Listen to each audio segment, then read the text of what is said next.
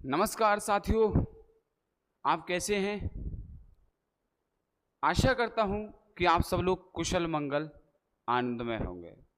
एक पंक्ति के साथ आज की करंट अफेयर्स की क्लास को मैं आगे बढ़ाता हूं और पंक्ति अच्छी लगी तो आप वीडियो को लाइक शेयर चैनल को सब्सक्राइब करना, अगर ना लगे तो मत करना।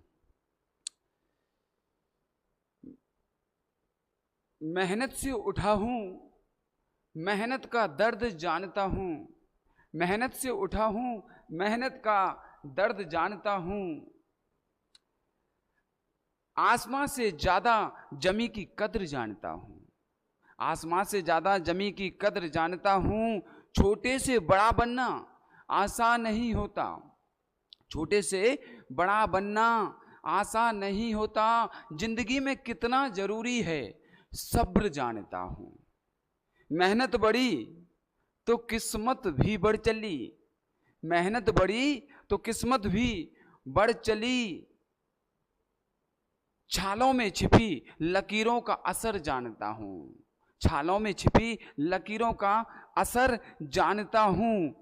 वे वक्त वे वजह वे हिसाब मुस्कुरा देता हूं, वे वक्त वे वजह वे हिसाब मुस्कुरा देता हूं। आधे दुश्मनों को तो यूं ही हरा देता हूं, आधे दुश्मनों को तो यूं ही हरा देता हूं।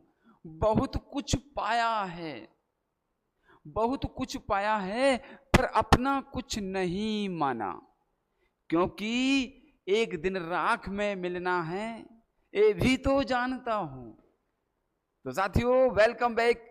मैं दिलीप राय जायसवाल आपके अपने यूट्यूब चैनल में स्वागत नंदन अभिनंदन करता हूं।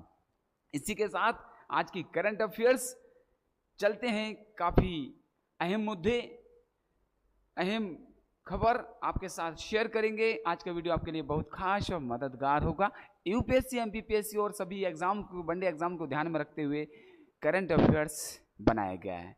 तो सबसे पहले आप बता दें कि आवाज क्लियर आ रही है क्या, बस बाकी सब देख लेंगे। जल्दी फटाफट मुझे बता दें आपको आवाज क्लियर आ रही है कि नहीं, बस बाकी सब देख लेंगे।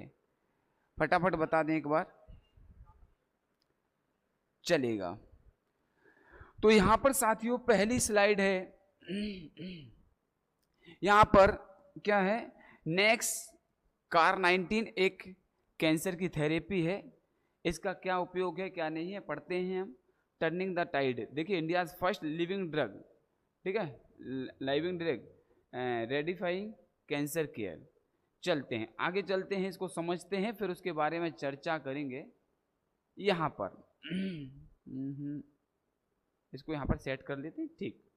यहां पर लिखा है नेक्स्ट कार 19 क्या है, नेक्स्ट कार 19 क्या है, आप इससे क्या समझते हैं। तो next car 19, next car 19 cancer के लिए भारत की पहली जीन थेरेपी है, कैंसर के लिए भारत की पहली जीन थेरेपी है। यह काईमेरिक, यह काईमेरिक एंटीजन, ठीक है, काईमेरिक एंटीजन रिसेप्टर टी सेल इसका फुल फॉर्म होता है। सी से काईमेरिक, ए से एंटीजन, आर से रिसेप्टर, टी से टी सेल थेरेपी की श्रेणी में आती है, किस श्रेणी में आती है। विकसित किसने किया है, टाटा मेमोरियल हॉस्पिटल के सहयोग से, आईआईटी बॉम्बे में इसको तैयार किया गया टाटा मेमोरियल हॉस्पिटल के सहयोग से। और कौन सी कंपनी ने किया है, ठीक है, इम्यूनो एसिटी द्वारा। और नेक्स्ट कार 19 विशेष रूप से बी सेल कैंसर के लिए उपयुक्त है, डिजाइन किया गया है, जिसमें ल्यूकेमिया, लिम्फोफोम जैसी स्थितियां शामिल हैं। लेकिन एक बात बताएंगे मुझे, बताएं मुझे कि कैंसर होता क्या है, what is the cancer, what do you understand why cancer.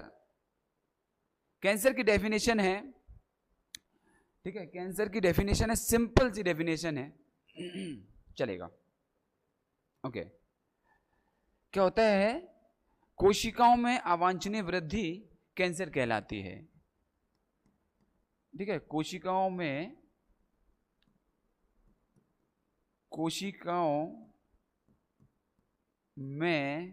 लिख लेने एक साइड में, अवांछनीय वृद्धि, अवांछनीय वृद्धि कैंसर कहलाती है। कोशिकाओं में अवांछनीय वृद्धि कैंसर कहलाती है, या कह सकते हैं unwanted growth of cells. Unwanted growth of cells, ठीक है, कोशिकाओं का अवांछनीय वृद्धि करना क्या कहलाता है? कैंसर कहलाता है। ठीक है, it is known as called, it is called cancer. चलेगा, आगे चलते हैं, कंटिन्यू समझते हैं। अगला है वर्ल्ड बौद्धिक या विश्व बौद्धिक संपदा दिवस कब मनाया जाता है? विश्व बौद्धिक संपदा दिवस कब मनाया जाता है? कमेंट करके बताइएगा। चलेगा, तो एक यहाँ पर इस दिवस के बारे में हम चर्चा करते हैं। आपसे पूछा था बट सारा हम समझाएंगे। विश्व बौद्धिक संपदा दिवस हर साल 26 अप्रैल को मनाया जाता है। कब मनाया जाता है? 26 अप्रैल को। कब मनाया जाता है? 26 अप्रैल को मनाया जाता है। विश्व बौद्धिक संपदा दिवस कब मनाया जाता है? 26 अप्रैल को मनाया जाता है। 26 अप्रैल को मनाया जाता है। चलेगा, उद्देश्य और महत्व क्या है इसका? पर्पस और इंपोर्टेंस क्या है? आईपी अधिकारों, नवाचार, रचनात्मकता, प्रगति को बढ़ावा देना, आविष्कारों, कलाकारों को पहचानना और पुरस्कृत करना। जो हमारे इन्वेंटर होते हैं, आर्टिस्ट होते हैं, उनके आइडेंटिफाई करो और उनको अवॉर्डेड करो, उनको पुरस्कृत करो। अगर कोई कुछ काम अच्छा करता है तो उसके लिए अवॉर्डेड करना हमारा फर्ज और दायित्व और हमारी ड्यूटीज होती हैं। विश्व बौद्धिक संपदा दिवस का थीम क्या था इस बार 24 का? 26 अप्रैल को मनाते हैं, ये ध्यान रखना। एक पॉइंट, 24 का विषय क्या था? IPS, ठीक है, SDG, नवाचार, रचनात्मकता के साथ हमारे साझा भविष्य का निर्माण करना। नवाचार, रचनात्मकता के साथ हमारे साझा भविष्य का निर्माण करना इसकी थीम थी। निर्माण करना इसकी थीम थी। अगला चलते हैं, 26 अप्रैल को मनाया जाता है, ये तो ध्यान कर लिया बस, और थीम पर एक बार ध्यान रखना। नेक्स्ट क्या कंडीशन कहता है? इतिहास। वर्ष 2000 में विश्व बौद्धिक संपदा संगठन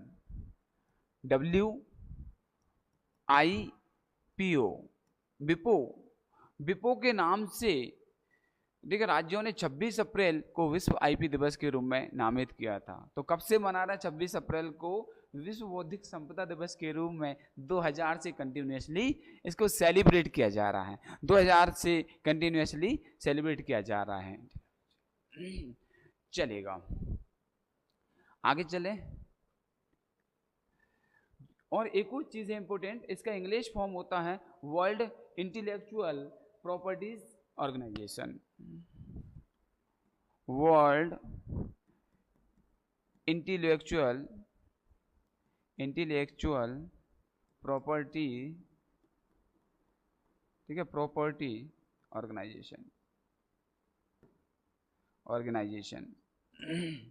चलेगा, तो विपो का जो दिवस मनाया जा रहा है, कब से मनाया जा रहा है? 26 अप्रैल 2000 से कंटिन्यू बना रहा है। तात्पर्य क्या है आईपी का? तात्पर्य इंटेलेक्चुअल प्रॉपर्टीज जो होती हैं, इंटेलेक्चुअल प्रॉपर्टीज होती हैं दिमाग की रचनाओं से है, जैसे आविष्कार करना, साहित्यिक कलात्मक कार्य, डिजाइन करना, वाणिज्य में प्रयुक्त प्रतीक, नाम, चित्र, इन सब के लिए ये आप कुछ करते हैं तो इनके लिए आपको अवॉर्डेड किया जाएगा, पुरस्कृत किया जाएगा। इसका ये इतिहास था। आगे चलते हैं, इसी के बारे में थोड़ा और समझते हैं। भारत में बौद्धिक संपदा, भारत सरकार का एक अधीनस्थ कार्यालय भी है। भारत सरकार के अधीनस्थ एक कार्यालय है। पेटेंट के लिए, डिजाइन के लिए, ट्रेडमार्क्स के लिए, भौगोलिक इंडिका के लिए भारत कानून का प्रबंधन करता है। इसका कोई पेटेंट कराना हो, डिजाइन हो, आपका ट्रेडमार्क्स हो, भौगोलिक इंडिका हो। भारत में 1970 में पेटेंट अधिनियम बना। इंपोर्टेंट, पेटेंट अधिनियम कब बना? 1970, याद रखना। लिंक करना है, करंट अफेयर्स कहता है 360 डिग्री मूव करना है। पेटेंट अधिनियम 1972 से लागू किया गया। ये बना कब? 70 में पेटेंट अधिनियम, भारत पेटेंट अधिनियम, और 72 में इसको एग्जीक्यूट किया गया, क्रियान्वित लागू किया गया, इम्प्लीमेंट किया गया। अमेंडमेंट, पेटेंट संशोधन अधिनियम 2002 में 70 में पेटेंट अधिनियम बना, 72 में लागू हुआ, 2002 में अमेंड हुआ पेटेंट संशोधन अधिनियम 2, पेटेंट संशोधन अधिनियम 5, फिर से 2 के बाद फिर से 5 में इसको रिवाइज किया गया, 5 में फिर से रिवाइज किया गया। तो ये आपको ध्यान रखना है, चलेगा। नेक्स्ट आता है यहां पर IAF। क्या है IAF? IAF का 10 दिवसीय मेगा अभ्यास गगन शक्ति 2024 1 अप्रैल से। तो गगन शक्ति किस किस के बीच हुआ, क्या है, इसको समझना हमारा दायित्व बनता है। ये क्या है तो समझें इसको, चलेगा, समझ लेते हैं इसको, ठीक है। आगे बढ़ते हैं। ये रहा, यहां पर देखिएगा,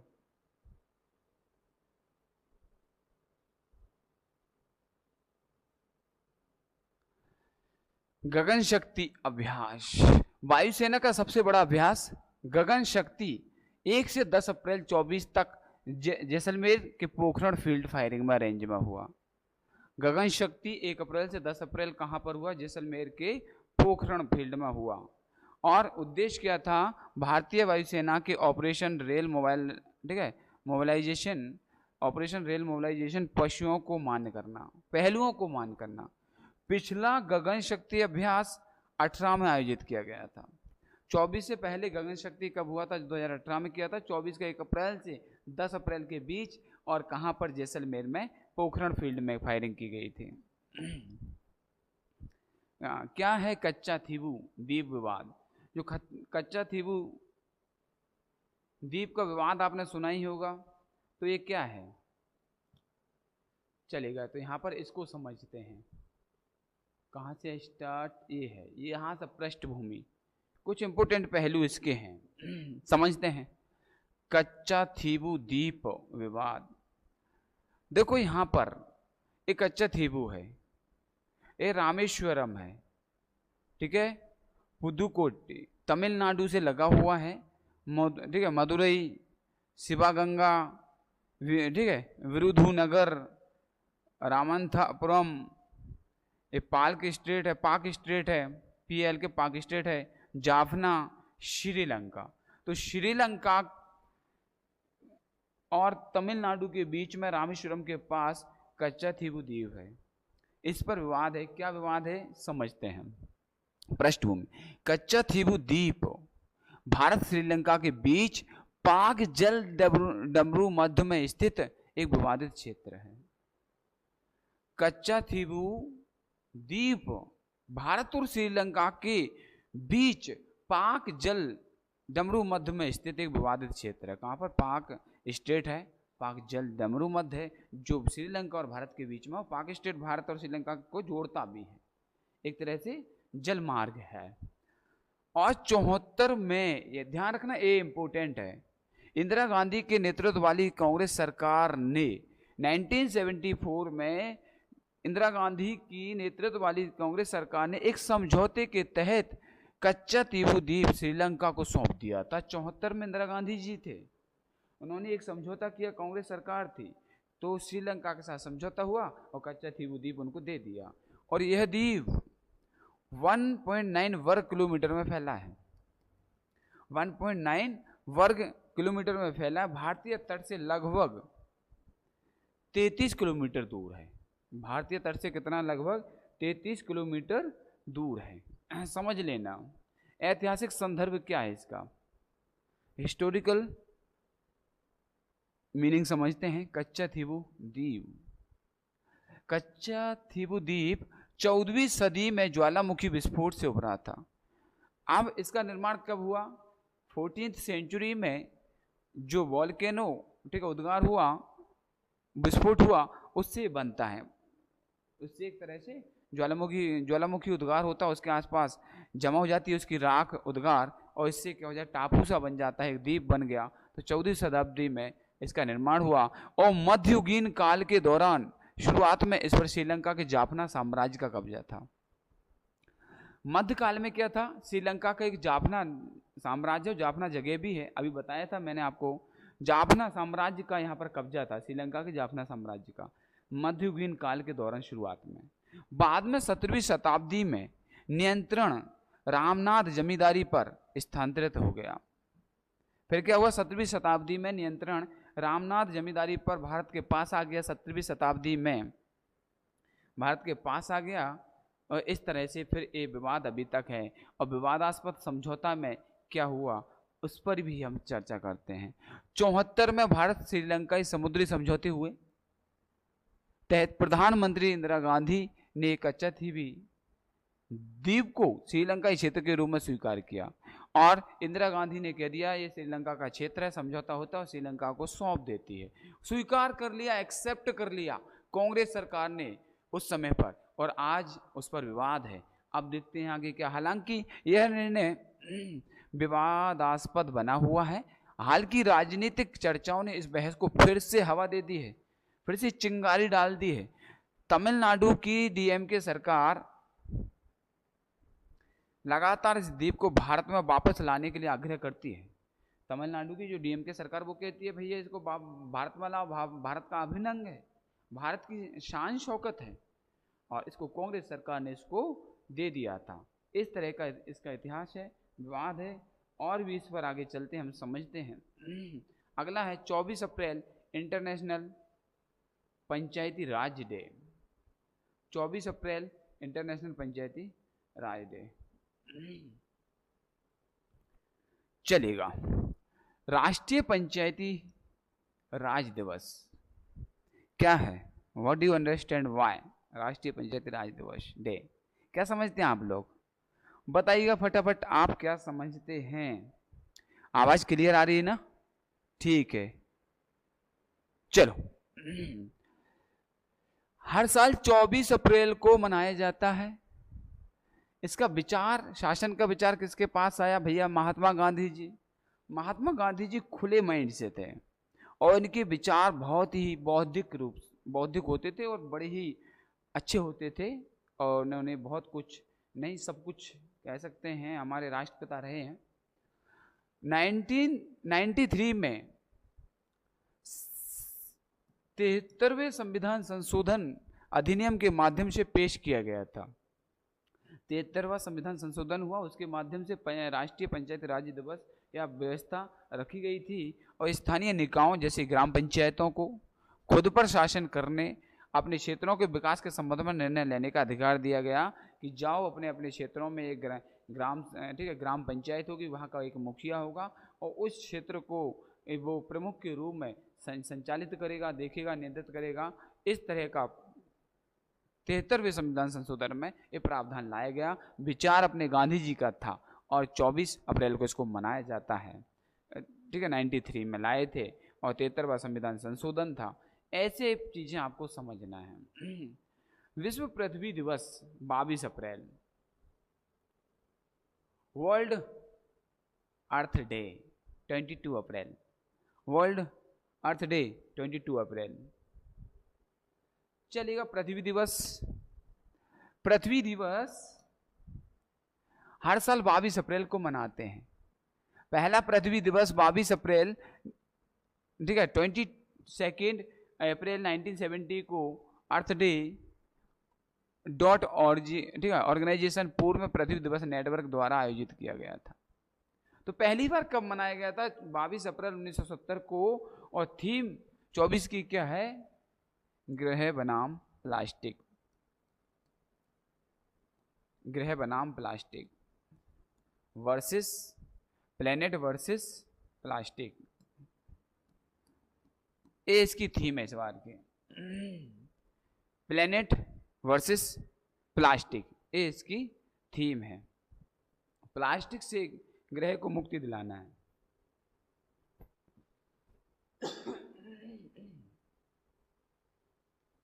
five candidates FIDE FIDE candidates 24।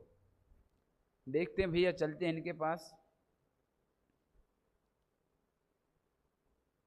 FIDE candidates tournaments, FIDE candidates tournament. Bharat के शतरंज खिलाड़ी डोमा राजू गुकेश, डी गुकेश कहते हैं इनको, और डी का फुल फॉर्म होता है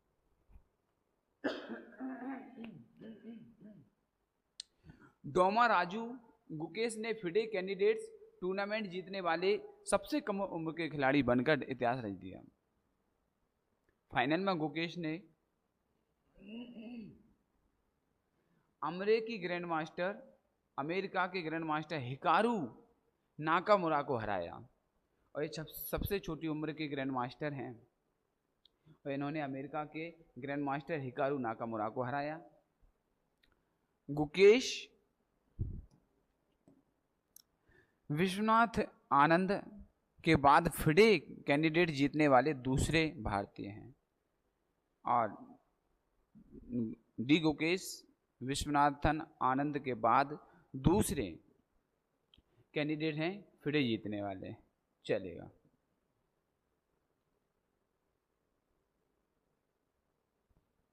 फिडे का फुल फॉर्म क्या होता है? फेडरेशन इंटरनेशनल ठीक है डैश ईचेक फिडे होता है। इसे आधिकारिक तौर पर अंतर्राष्ट्रीय शतरंज संघ या विश्व शतरंज संघ के रूप में जाना जाता है। फिडे फेडरेशन इंटरनेशनल डैश ईचेस आधिकारिक तौर पर अंतर्राष्ट्रीय शतरंज संघ या विश्व शतरंज संघ के रूप में जाना जाता है। फिडे स्विट्जरलैंड में स्थित एक अंतर्राष्ट्रीय संगठन है, और इसका मुख्यालय कहाँ पर है? स्विट्जरलैंड में, जेनेवा में। 1999 में फिडे को अंतर्राष्ट्रीय ओलंपिक समिति IOC द्वारा मान्यता दी गई थी।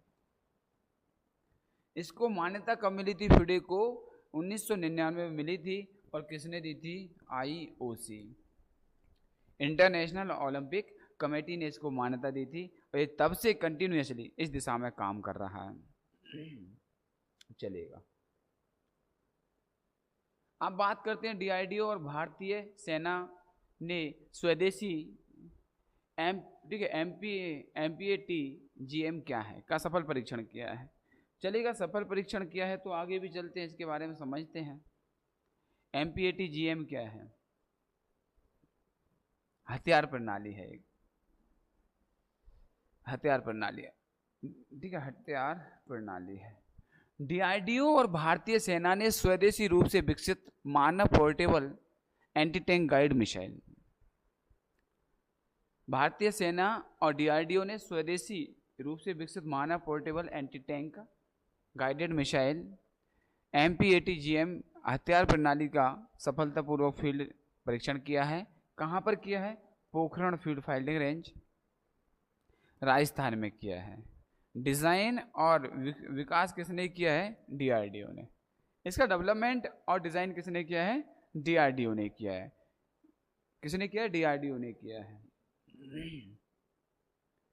चलेगा। अब आता है इसके बारे में थोड़ा सा क्या है समझते हैं। और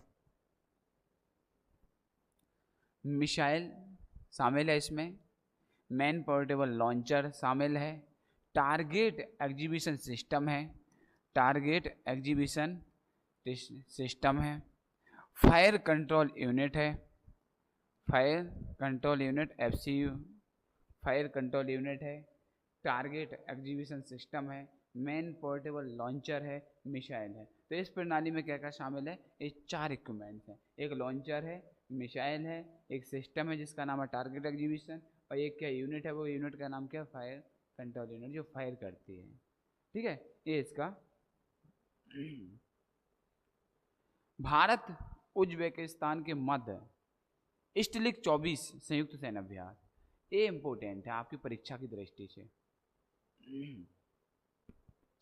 भारत और उज्बेकिस्तान के साथ में एक डस्टलिक 2024 संयुक्त सैन्य अभ्यास हुआ है। नाम क्या है? डस्टलिक। भारत और उज्बेकिस्तान के साथ एक संयुक्त सैन्य अभ्यास है जिसका नाम है डस्टलिक। 2024। याद रखना परीक्षा की दृष्टि से अहम करंट है। डस्टलिक संयुक्त सेनाभ्यास भारत उज्बेकिस्तान के टर्मेज जिले में, ये ध्यान रखना बस, उज्बेकिस्तान के टर्मेज जिले में। कहां पर किया? उज्बेकिस्तान में, टर्मेज जिले में इसको किया।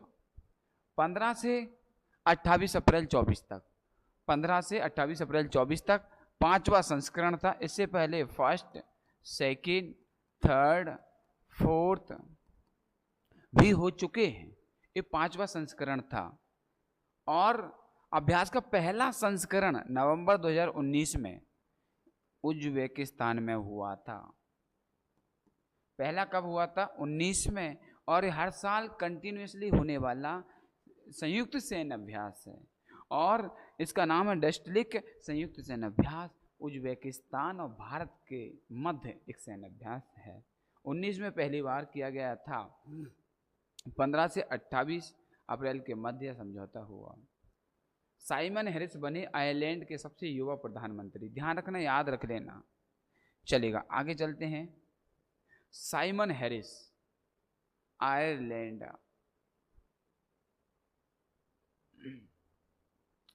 साइमन हैरिस आयरलैंड के सबसे युवा प्रधानमंत्री साइमन हैरिस। हैरिस पहले स्वास्थ्य और उच्च शिक्षा मंत्री के रूप में कार्यरत थे। पहले क्या थे? ठीक है, पहले स्वास्थ्य और उच्च शिक्षा मिनिस्टर थे और अब क्या बना दिया गया, उनको प्रधानमंत्री बनाया गया है। और कहाँ? आयरलैंड में। कहाँ पर? आयरलैंड में। ठीक है, कहाँ पर? आयरलैंड में। चलेगा, ठीक है, कंटिन्यू चलते हैं, आगे बढ़ते हैं।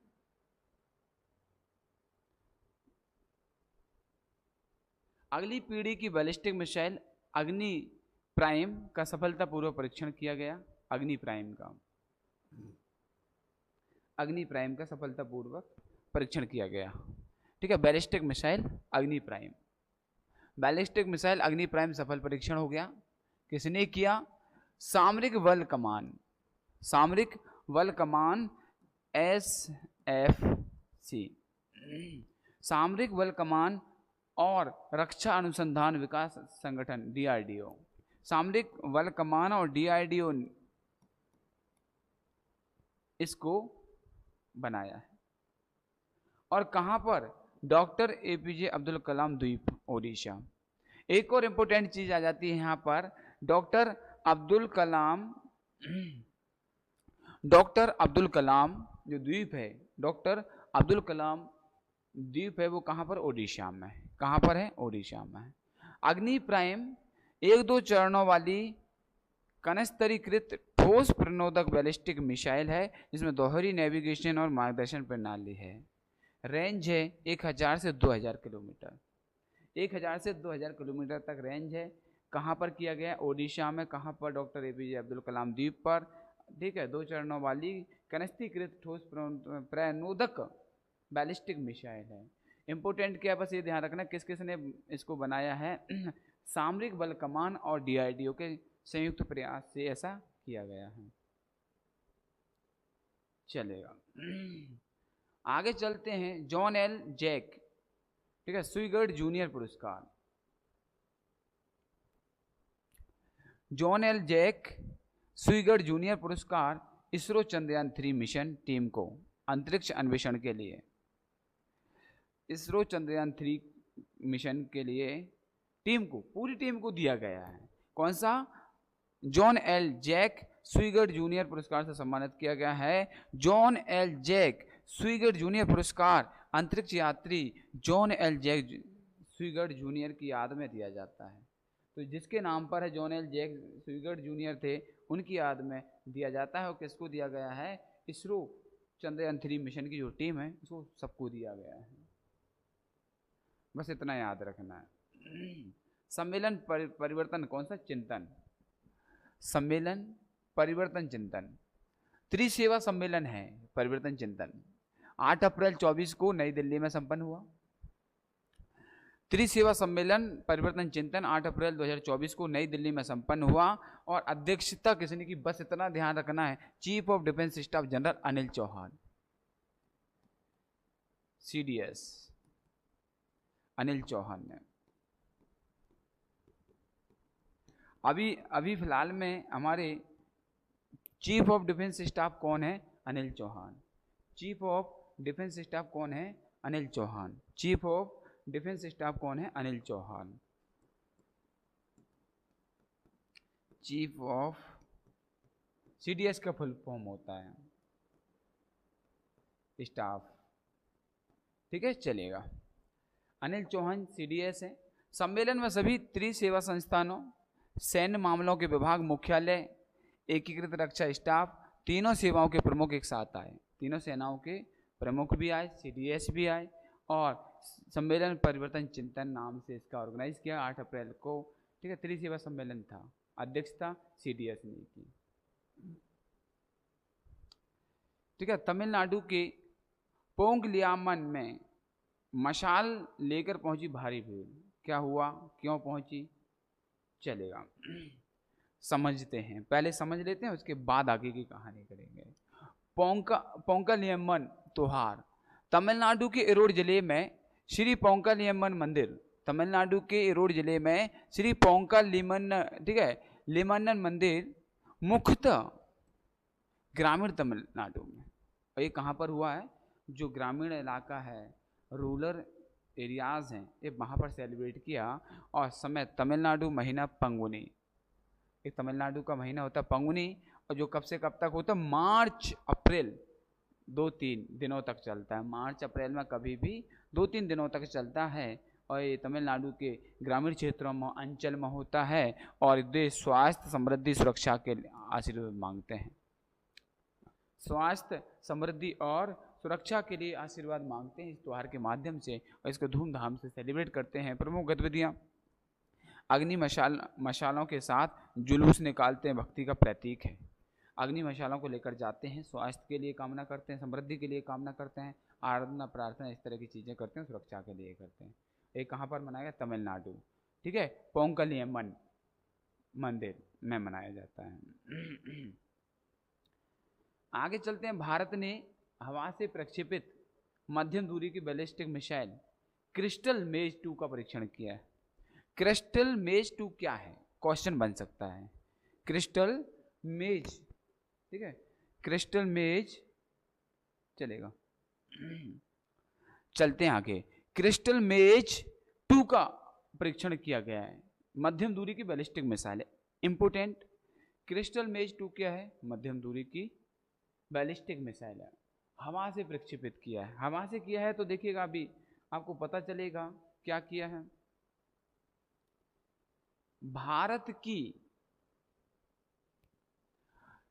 भारत की सामरिक बल कमान ने मध्यम दूरी की बैलिस्टिक मिसाइल क्रिस्टल मेज 2 के एक नए मॉडल का सफलतापूर्वक परीक्षण किया, और क्रिस्टल मेज 2 इजराइल द्वारा विकसित एक उन्नत वायु प्रक्षेपित मिसाइल है। विकास किसने किया, डेवलप्ड किसने किया, डिजाइन किसने किया, इजराइल ने किया है। उन्नत वायु प्रक्षेपित मिसाइल है, मध्यम दूरी की बैलिस्टिक मिसाइल है, और यह मिसाइल 250 किलोमीटर से, इंपोर्टेंट 250 किलोमीटर से अधिक दूरी पर स्थित लक्ष्य पर हमला कर सकती है। हवा से हवा में यह हमला कर सकती है। कितना, 250 किलोमीटर दूर से दुश्मन को टारगेट बना सकती है। ये है अपनी मध्यम दूरी की बैलिस्टिक मिसाइल क्रिस्टल मेज 2, ठीक है। पाबुलुरी सुब्बाराव को क्या हुआ भैया, देखते हैं, इनके बारे में समझ लेते हैं। पाबुलुरी सुब्बाराव अंतरिक्ष विज्ञान के क्षेत्र में आर्यभट्ट पुरस्कार मिला है। आर्यभट्ट पुरस्कार किसको मिला, पाबुलुरी सुब्बाराव को। क्यों मिला, अंतरिक्ष विज्ञान के क्षेत्र में दिया। क्यों मिला, अंतरिक्ष, ये अब देख लेना, पहचान लेना, कभी मिल जाए आपको तो इनसे हाय हेलो नमस्कार कर लेना, और पुरस्कार के बारे में चर्चा कर लेना। आर्यभट्ट पुरस्कार अनंत टेक्नोलॉजीज के संस्थापक CEO पाबुलुरी सुब्बाराव। पाबुलुरी सुब्बाराव कौन है, अनंत टेक्नोलॉजी के संस्थापक हैं, सीईओ हैं, संस्थापक और सीईओ हैं किसके हैं? अनंत टेक्नोलॉजी के। पावलूरी सुब्बा राव आर्यभट्ट पुरस्कार से सम्मानित किया। भारत में अंतरिक्ष विज्ञान को बढ़ावा देना इनका उद्देश्य था। एरोनॉटिकल सोसाइटी ऑफ इंडिया इसके द्वारा इसकी स्थापना हुई थी आर्यभट्ट पुरस्कार की। पुरस्कार का स्थापना वर्ष 92, पुरस्कार का स्थापना वर्ष 92। कब से दिया जा रहा है? 92 से आर्यभट्ट पुरस्कार। और नगद पुरस्कार 5 जीरो है तो मतलब 1 लाख होगा। 1 जीरो बढ़ते ही 10 गुना ज्यादा महत्व बढ़ जाता है। तो चलेगा, 1992 से स्टार्ट हुआ है आर्यभट्ट पुरस्कार, ठीक है। यूवी कॉल एस क्या है, चलो देखते हैं, समझते हैं। वैक्सीन यूवी चॉलेस, वैक्सीन है Euvichol. WHO world health organization, WHO ने हैजा के लिए एक नई मौखिक वैक्सीन, हैजा के लिए, टाइफाइड के लिए एक नई मौखिक वैक्सीन जिसका नाम क्या है? यूविचोल एस। यूविचोल एस को पूर्व योग्यता प्रदान की है। हैजा के टीकों के तेजी से उत्पादन और आपूर्ति में मदद मिलेगी। यूविचोल एस मौखिक हैजा वैक्सीन OCV यूविचोल प्लस का एक सरलीकृत फॉर्मुलेशन है। क्या है? एक फॉर्मुलेशन है। और वैक्सीन दक्षिण कोरिया स्थित, ये इंपॉर्टेंट है आपके लिए, ठीक है। यू बायोलॉजिक्स कंपनी लिमिटेड द्वारा निर्मित है। यू बायोलॉजिक्स कंपनी लिमिटेड द्वारा बनाया गया है। वैक्सीन दक्षिण कोरिया की कंपनी ने बनाई है, हैजा के लिए है बस। यूविचोल एस, ठीक है, यूविचोल एस इंपॉर्टेंट है। आगे चलते हैं, कंटिन्यू इसी क्रम को दोहराते हुए आप देख रहे हैं, यहाँ पर देख लेना। एक इसको अवार्ड दिया जा रहा है, कौन है? पहचानो फिर मैं बताता हूँ। रेजवाना चौधरी। ये रेजवाना चौधरी कौन है? रेजवाना चौधरी कौन है बताइएगा?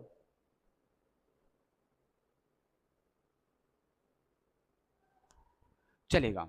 रेजवाना चौधरी प्रसिद्ध बांग्लादेशी गायिका रेजवाना चौधरी वान्या को प्रतिष्ठित पद्मश्री पुरस्कार मिला। बांग्लादेशी गायिका हैं रेजवाना चौधरी और प्रसिद्ध भी हैं। चलेगा, प्रसिद्ध हैं तो देख लेते हैं, चलेगा। बांग्लादेशी गायिका रेजवाना चौधरी वान्या को प्रतिष्ठित पद्मश्री पुरस्कार मिला। कला के क्षेत्र में उनके योगदान के लिए दिया गया। रविंद्र संगीत की अभ्यासिका हैं। एक कौन सा संगीत गाती हैं, करती हैं? रविंद्र संगीत की अभ्यासिका है। महात्मा गांधी की 150वीं जयंती के शुभ अवसर पर, ठीक है, वैष्णव जन तो गाया था इन्होंने। 150वीं जयंती के दिन वैष्णव जन तो एक टाइटल है, उसको गाया था, तब जाकर इनको ये पुरस्कार दिया था। पहली बार मतदान, इन लोगों ने पहली बार मतदान किया, देखते हैं। शोम्पेन जनजाति, ये इंपॉर्टेंट है परीक्षा की दृष्टि से। शैम्पेन अंडमान निकोबार द्वीप समूह में, अंडमान निकोबार द्वीप समूह में शोम्पेन जनजाति के 7 सदस्यों ने पहली बार मतदान किया। अंडमान निकोबार द्वीप समूह के शोम्पेन जनजाति के 7 सदस्यों ने पहली बार मतदान किया। ग्रेट निकोबार द्वीप समूह के इस विशेष रूप से कमजोर जनजातीय समूह पीबी, ठीक है, PBTG 7 सदस्यों ने यूटी में, यूनियन टेरिटरीज में एकल लोकसभा सीट के लिए मतदान किया। और कौन सी? शोम्पेन जनजाति अंडमान निकोबार द्वीप समूह में, ग्रेट निकोबार द्वीप समूह के 11 की जनगणना के आंकड़ों के आधार पर शोम्पेन की अनुमानित 229 जनसंख्या कितनी है? 11 के अनुसार शोम्पेन जनजाति की मात्र 229 है टोटल जनजाति की संख्या। पहला अंतर्राष्ट्रीय इंद्रधनुष पर्यटन सम्मेलन नेपाल में आयोजित हुआ। पहला अंतर्राष्ट्रीय इंद्रधनुष सम्मेलन नेपाल में आयोजित हुआ। रेनबो अंतर्राष्ट्रीय पर्यटन सम्मेलन, रेनबो अंतर्राष्ट्रीय पर्यटन सम्मेलन, रेनबो अंतर्राष्ट्रीय पर्यटन सम्मेलन काठमांडू नेपाल में हुआ। पहला था। इसका आयोजन नेपाल पर्यटन बोर्ड के सहयोग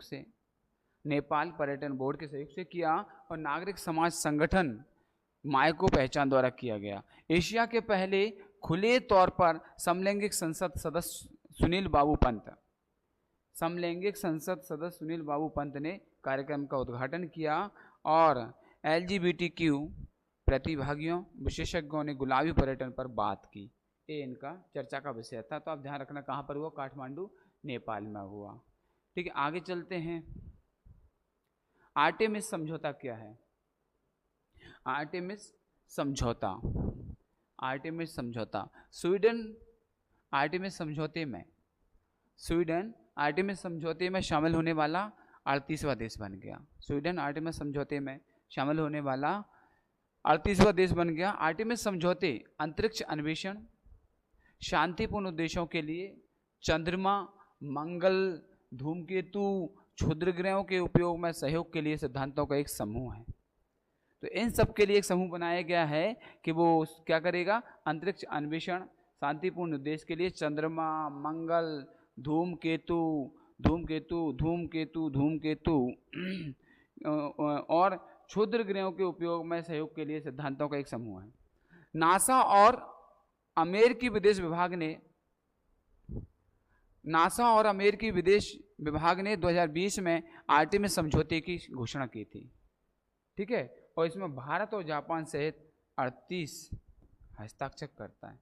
और 38वां कौन है, देख लो यहाँ पर, स्वीडन। 38वां कौन है? स्वीडन है। आगे चलते हैं, कंटिन्यू। अरे अंशुता लाकड़ा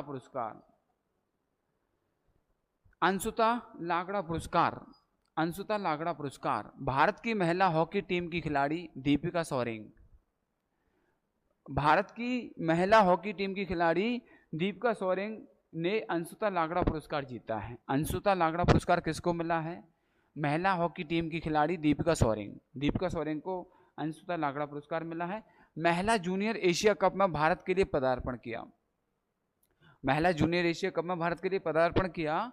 6 मैचों में 7 गोल करके, गजब का कमाल किया। 6 मैचों में 7 गोल करके भारतीय टीम को स्वर्ण पदक जिताया। 6 मैच हुए, 7 गोल किए, भारतीय टीम को स्वर्ण पदक जिताया। किसने?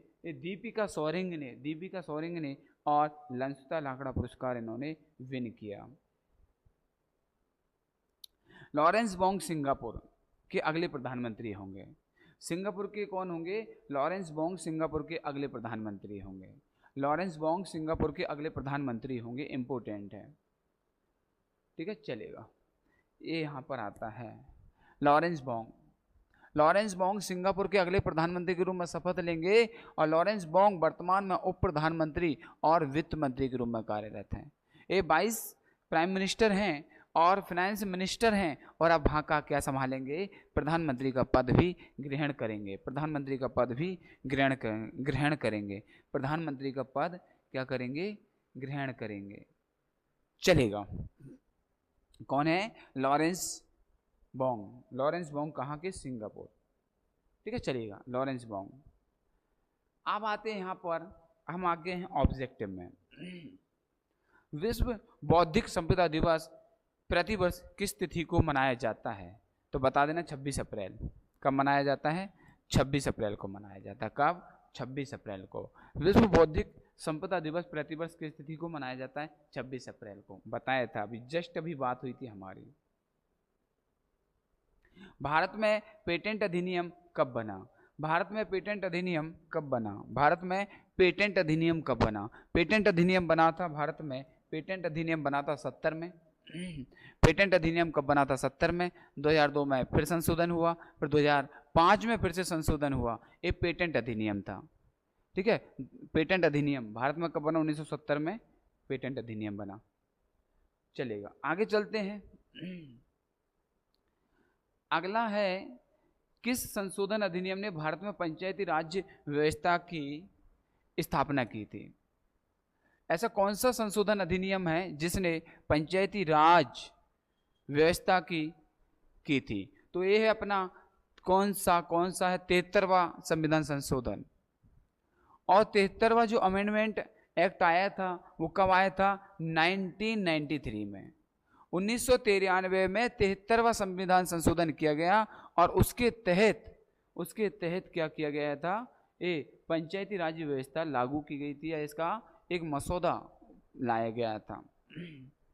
और इस किसने तैयार करवाया था? महात्मा गांधी के तर्ज पर। 73वां संशोधन अधिनियम कौन सा दिन वर्ल्ड अर्थ डे के रूप में मनाया जाता है? तो ये 22 अप्रैल को अर्थ डे के रूप में सेलिब्रेट किया जाता है। 22 अप्रैल को अर्थ डे के रूप में सेलिब्रेट किया जाता है, चलेगा, किया जाता है। पृथ्वी दिवस 24 का विषय क्या था? पृथ्वी दिवस 24 का विषय क्या था? 24 का जो विषय था planet versus plastic. Planet versus plastic, ग्रह बनाम प्लास्टिक। तो ये इनका थीम था इस बार की थीम थी ग्रह बनाम प्लास्टिक। फिडे कैंडिडेट्स टूर्नामेंट जीतने वाले सबसे कम उम्र के खिलाड़ी कौन हैं? ठीक है, डोमा राजू गुकेश। और विश्वनाथ आनंद के बाद दूसरे ऐसे खिलाड़ी हैं इन्होंने इस प्रतियोगिता को जीता है और चैंपियनशिप प्राप्त की है, चलेगा, डोमा राजू गुकेश। फिर करते हैं स्वदेशी man portable anti tank guided missile MPATGM हथियार प्रणाली का परीक्षण कहाँ किया गया था, कब हुआ था? ठीक है, चलेगा। तो चांदीपुर एकीकृत परीक्षण रेंज ITR ये किया गया था अपना Pokhran field firing range PFFR Rajasthan में किया गया था, चलेगा। आगे चलते हैं भारत और उज्बेकिस्तान के बीच संयुक्त सेनाभ्यास का 5वां संस्करण 15 अप्रैल से 28 अप्रैल 24 तक किया गया था। टर्मेश जिले में किया गया था। तो कौन सा किया गया था? डस्टलिक्ट संयुक्त सेनाभ्यास भारत और उज्बेकिस्तान के बीच एक संयुक्त सेनाभ्यास है और ये कहाँ पर? टर्मेज जिले में किया गया था उज्बेकिस्तान के। 2019 से लगातार इसको सेलिब्रेट किया, प्रैक्टिस किया जा रहा है, एक्सरसाइज की जा रही है और ये 5वां संस्करण था। ये क्या था? 5वां संस्करण था।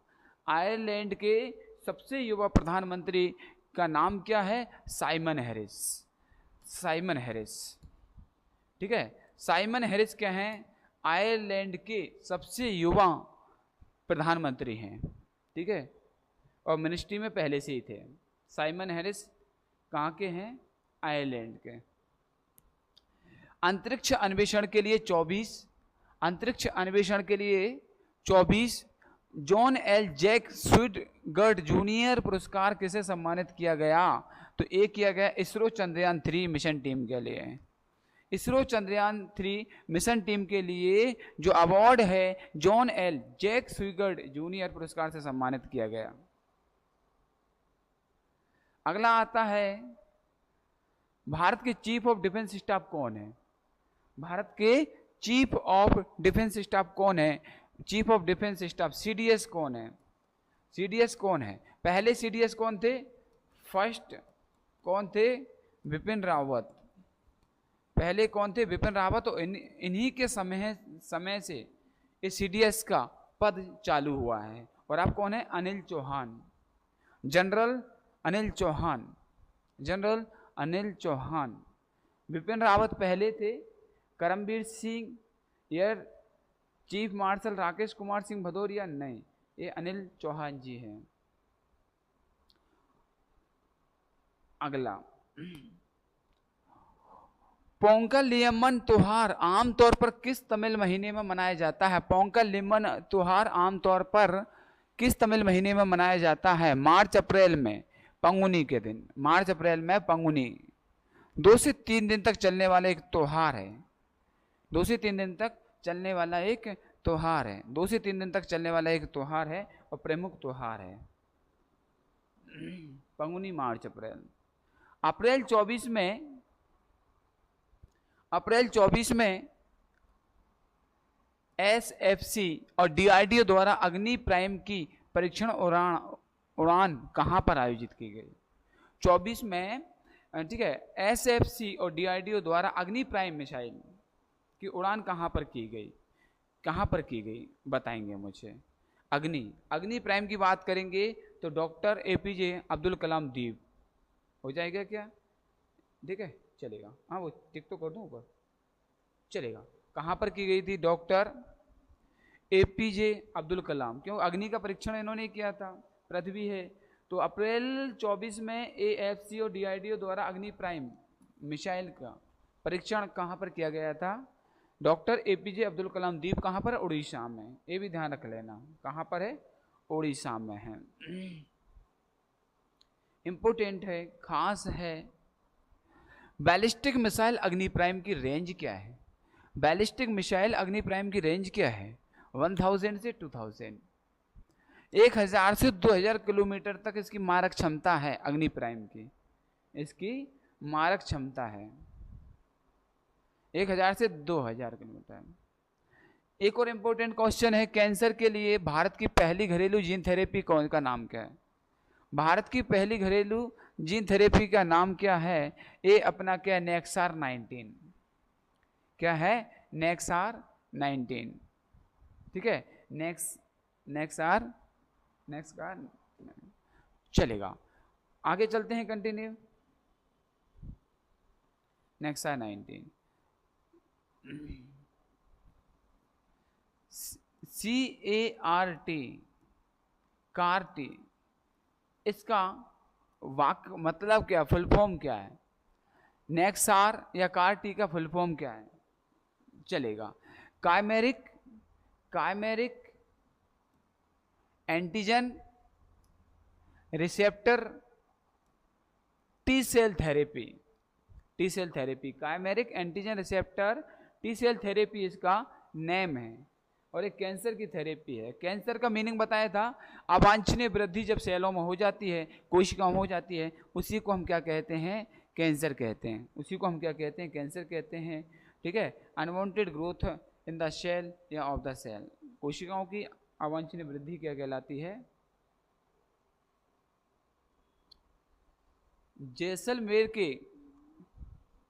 जैसलमेर जिले के पोखरण फील्ड फायरिंग में आयोजित भारतीय वायुसेना के सबसे बड़े अभ्यास का नाम क्या है? सबसे बड़े अभ्यास का नाम क्या है? जैसलमेर जिले के पोखरण में फील्ड फायरिंग रेंज में, पोखरण फील्ड फायरिंग रेंज में आयोजित भारतीय वायुसेना के सबसे बड़े अभ्यास का नाम क्या है? गगन शक्ति अभ्यास। गगन शक्ति अभ्यास, चलेगा, बहुत बढ़िया। भारत और श्रीलंका के बीच पाक जल डबरू मध्य में स्थित विवादित क्षेत्र का नाम क्या है? कच्चा द्वीप। मैंने बताया था 74 में जब इंदिरा गांधी थी, कांग्रेस की सरकार थी, एक समझौता हुआ। उस समझौते के तहत इंदिरा गांधी ने कच्चा थीबू द्वीप किसको दे दिया था? ये हमारी श्रीलंका सरकार को दे दिया था। 14वीं शताब्दी में ज्वालामुखी के उद्गार से इसका निर्माण हुआ था, और इस पर शासन था जाफना साम्राज्य का। जाफना एक क्षेत्र है, उसका साम्राज्य था, जगह का नाम है, और एक साम्राज्य भी था, उनका कब्जा था। 17वीं शताब्दी में ये भारत के अंडर में था, और 17वीं शताब्दी के बाद 1974 में श्रीमती हमारी इंदिरा गांधी जी प्रधानमंत्री जी थे, उस समय पर श्रीलंका को दे दिया था। लेकिन वर्तमान में तमिलनाडु सरकार की जो डीएमके है, वो इसका मांग कर रही है कि भारत में होना चाहिए। अभिनय शाह है।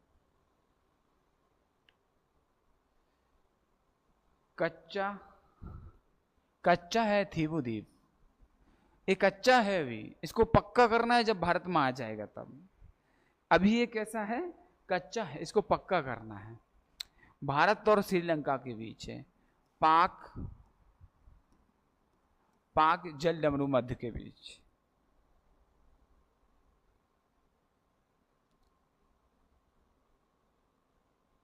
ये आगे निकल गया, भारत और श्रीलंका। चलेगा, ए है इंपॉर्टेंट। क्रिस्टल मेज 2 किसके द्वारा विकसित एक उन्नत वायु प्रक्षेपित मिसाइल है? क्रिस्टल मेज 2 किसके द्वारा विकसित एक उन्नत वायु प्रक्षेपित मिसाइल है? ये इजराइल ने विकसित की है। क्रिस्टल मेज 2 विकसित एक उन्नत वायु प्रक्षेपित मिसाइल है। चलेगा, इजराइल। नेक्स्ट यहां पर आता है भारत द्वारा मध्यम श्रेणी क्रिस्टल मेज 2 का एक नया संस्करण सफलतापूर्वक लॉन्च किया गया है। क्या किसका है? जल्द से जल्द बताएंगे। बैलिस्टिक मिसाइल है। एक क्या है? बैलिस्टिक मिसाइल है। क्रिस्टल 2 एक बैलिस्टिक मिसाइल है, नया संस्करण सफलतापूर्वक लॉन्च किया है। बैलिस्टिक मिसाइल का नया संस्करण है।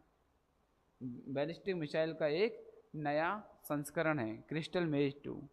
24 में किसे आर्यभट्ट सम्मान से पुरस्कार किया गया? आर्यभट्ट पुरस्कार दिया गया। किसको दिया गया? जल्दी से जल्द बताइएगा। पाबुलूरी सुब्बाराव। पाबुलूरी सुब्बाराव को आर्यभट्ट पुरस्कार दिया गया है। आर्यभट्ट पुरस्कार दिया गया है। आर्यभट्ट पुरस्कार की स्थापना किस वर्ष हुई थी? आर्यभट्ट पुरस्कार की स्थापना 1992 में हुई थी। 1992 में हुई थी। 1992 में हुई थी।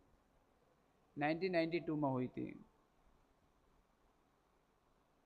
हैजा के लिए एक नए मौखिक टीके का WHO द्वारा पूर्व योग्यता प्राप्त किया है। वैक्सीन का नाम क्या है? वैक्सीन का नाम है यूविचोल एस। यूविचोल एस इसका एक नाम है। यूविचोल एस। यूविचोल एस। किस बांग्लादेशी गायक को 24वां पद्मश्री पुरस्कार मिला है? किस बांग्लादेशी को, ठीक है, पद्मश्री मिला है? ये मिला रेजवाना चौधरी। रेजवाना चौधरी को मिला है। किसको मिला है? रेजवाना चौधरी को ये पद्मश्री से सम्मानित किया गया है। अंडमान एंड निकोबार द्वीप समूह में, अंडमान एंड निकोबार द्वीप समूह में एक जनजाति है सोमपेन जनजाति। सोमपेन जनजाति है, पहली बार मतदान किया है। और इस जनजाति की टोटल संख्या कितनी है? 229। टोटल जनसंख्या 229 है। 229 है। और इन्होंने पहली बार मतदान किया, फर्स्ट टाइम मतदान किया है। चलेगा, एक ग्रेटर जो अंडमान है वहां पर किया है। 24 में पहला रेनबो अंतर्राष्ट्रीय पर्यटन सम्मेलन, 24 में पहला रेनबो अंतर्राष्ट्रीय पर्यटन सम्मेलन कहां पर आयोजित किया गया? बताएंगे। रेनबो अंतर्राष्ट्रीय सम्मेलन एक किया गया नेपाल में। कहां पर किया गया? पहला रेनबो अंतर्राष्ट्रीय पर्यटन सम्मेलन कहां पर किया गया? काठमांडू, नेपाल। काठमांडू, नेपाल। और काठमांडू, नेपाल में एक इंटरनेशनल संगठन है, उसका मुख्यालय है। सार्क या आसियान कहाँ है? बताइए किसका है? बताएंगे आप, कमेंट करके बताएंगे मुझे। नेपाल। कौन सा देश आर्टेमिस समझौते में शामिल होने वाला 38वां देश बन गया? कौन सा देश आर्टेमिस समझौते में शामिल होने वाला 38वां देश बन गया? ये अपना है स्वीडन। स्वीडन आर्टेमिस समझौते में शामिल होने वाला 38वां देश बन चुका है। किस भारतीय महिला हॉकी टीम की खिलाड़ी ने अंशुता लांकड़ा पुरस्कार जीता है? किसने जीता है? दीपिका सोरेंग ने। दीपिका सोरेंग ने। किसने जीता है? दीपिका सोरेंग ने जीता है। दीपिका सोरेंग ने जीता है।